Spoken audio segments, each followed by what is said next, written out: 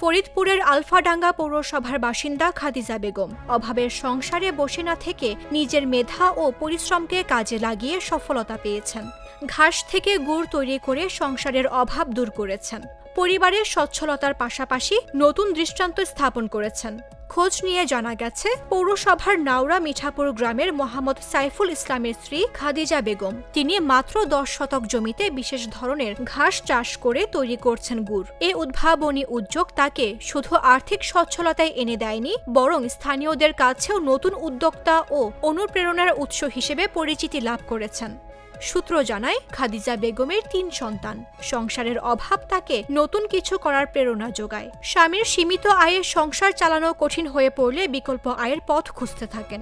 স্থানীয় কৃষি কর্মকর্তাদের পরামর্শে 10 শতক জমিতে নেপিয়ার ঘাস নামক বিশেষ জাতের ঘাস চাষ শুরু করেন। এ ঘাস থেকে বিশেষ প্রক্রিয়ায় গুড় তৈরির কৌশল শিখে নেন। এই ঘাসটা দেখেন আখের মতো মোটা। এই দিয়ে আমি বাজার থেকে মেশিন ভাড়া করে আনে আমি এই ঘাস দিয়ে রস মাড়াই করেছি, সেটাকে আমি আবার জ্বালাইয়ে গুড় বানাইছি। শুরুর দিকে ঘাসের রস থেকে পরীক্ষামূলকভাবে গুড় তৈরি করেন। এ গুড় তৈরি করে এলাকায় সাড়া ফেলেন। প্রতি কেজি গুড় 400 টাকা দরে বিক্রি করছেন।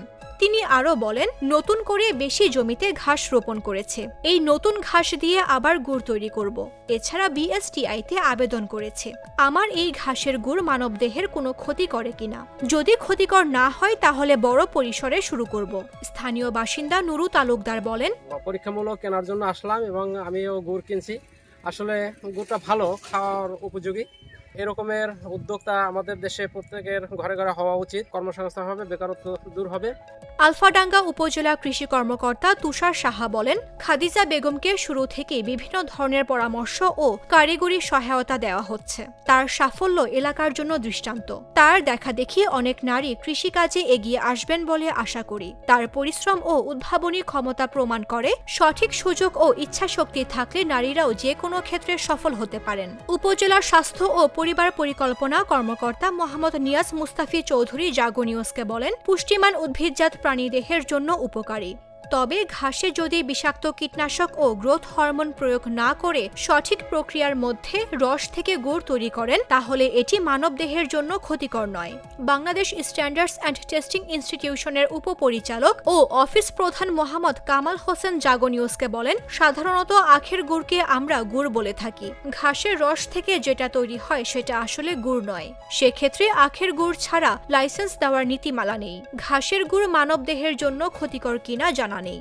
সেক্ষেত্রে ঢাকার সায়েন্স ল্যাব থেকে পরীক্ষা করে দেখতে পারেন।